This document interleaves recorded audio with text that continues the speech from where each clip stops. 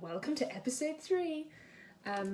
I realised that my flour supply is certainly depleting, as is a lot of other people's. So this will probably be my last recipe that involves flour.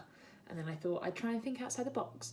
So I got suggested by Emily Gould, who used to be my cooking partner at university, to try and make some donuts. Never done it before, seems quite faffy, but she sent me quite a good recipe. So I've had a look, looked at what ingredients I do have in my cupboards, and then researched a bit to try and come up with a recipe which could work, because I've never done it before, so I'm hoping for the best. But that's what I thought I would make, some donuts. She also sent me a link to some really tasty looking crab donuts, which sounded very extravagant and very delicious. And I'm very fortunate that I have a local fishmonger here who actually gave us some quite good price on some crab meat. So I thought I'd give that a go. But I also wanted to try at least the good old favourite jam donut. Don't know about anyone else, but I've become aware that there's been a lot of garden activity going on in our social sphere. We've got a garden, which we're very fortunate to have, but it's empty. We're trying to get the ground to good condition to put some plants in, but we haven't got anything yet. So the idea of doing homegrown strawberry jam, I think, was a little bit of a good life dream.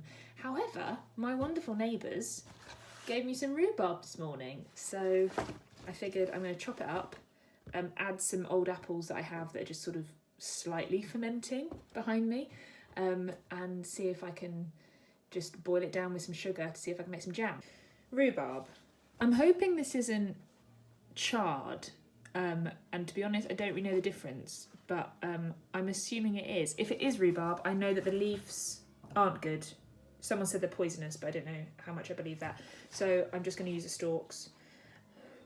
I don't really want to launch this little project of mine and also kill myself within the same week. Such a shame. They look great in a salad.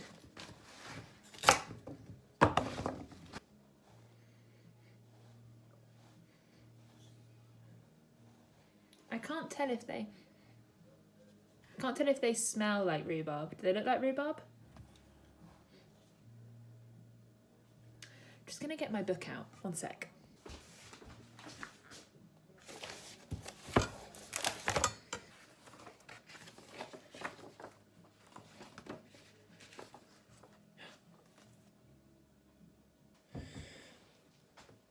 Yeah, apparently cut off the leaves and discard.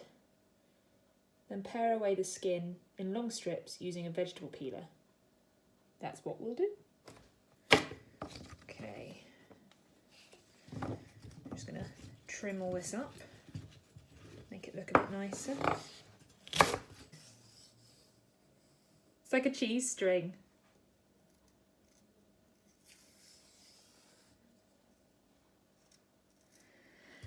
Rhubarb, I know not many people like. It's quite a tart taste, or a taut taste. So I know it's not everyone's favourite, but I figured with some apples. Also, I don't have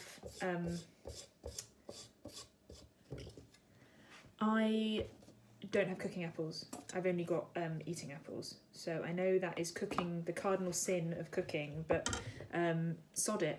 If pink ladies are all I've got, I mean, this is really satisfying,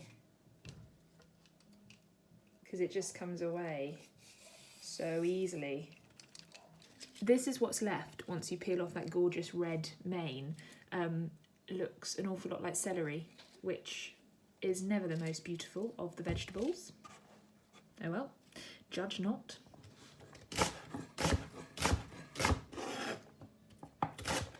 Chopped.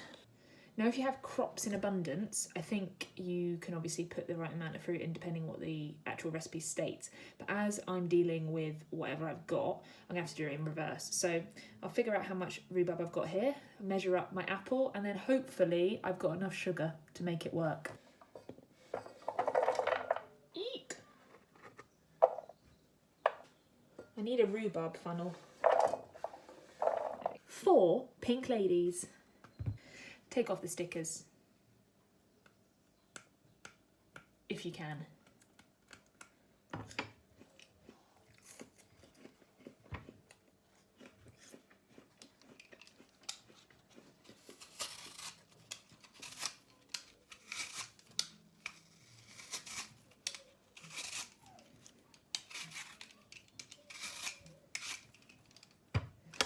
Chop.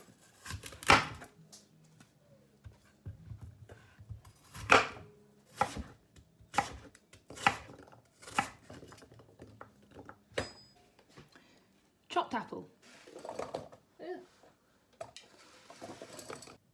Next, sugar.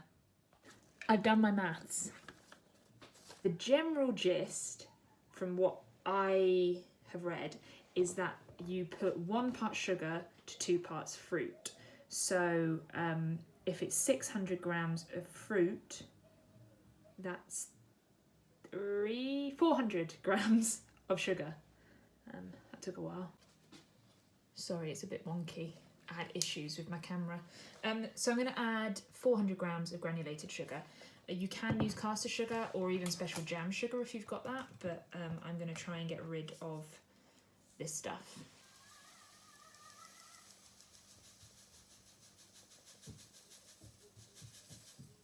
That's so much sugar. I hate electric hobs. Right, that's on. Set it to number 5, so not to go crazy. I'm going to add some water. For this amount of fruit, they advise between 150 ml to 175. So there's just about 175 in there, so I'm going to add a little bit of it. They often say with fruits like rhubarb and raspberry, which is often, you know, obviously quite like a bitter and tart taste, to put some vanilla in. I don't have vanilla, so another flavour that I thought might be okay that I definitely have in the cupboard is orange. So I might put a bit of orange juice in there. And by orange, I of course mean easy peeler, because I haven't been shopping.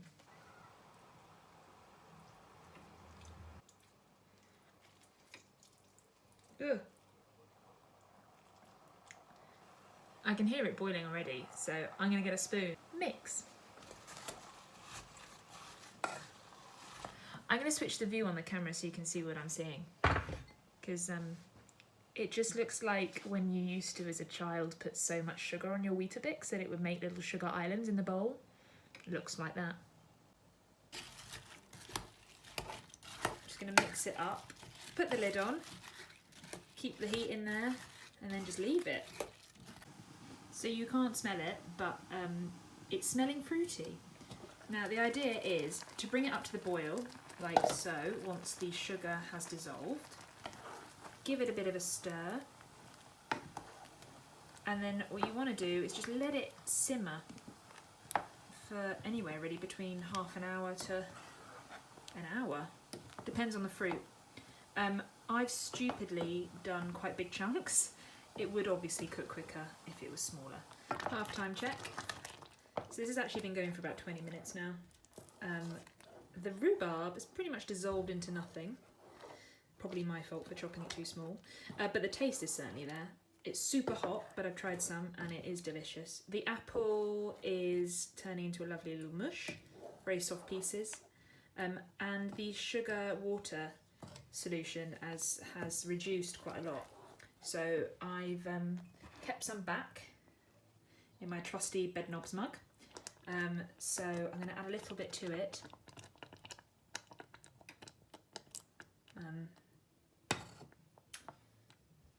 And keep it cooking.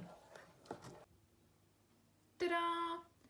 How do you know if it's ready, I hear you ask? Well, you get a little side plate, like I've done, and you pop a little bit on it. This side plate actually has been in the fridge, but you can put it in the freezer. You basically want to make it cold enough, and you want to see if the sugar solution sets. So you can't really see, but it's created a jelly-like mixture, which means that you've made jam. I've got 1 jar. I've managed to rustle up 1 whole empty jar. So the rest I'm going to put to cool in well, this is a Pyrex dish, but you can put it in anything. So then it's just decanting, and from what I can tell, that's it. Because of the large amount of sugar in this, it should keep for quite a while. But if you're using Barbie-sized jars like I am, you'll probably get through it pretty quick.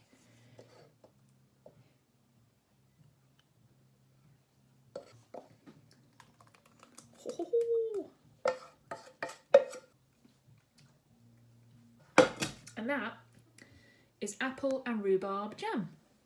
Cheers.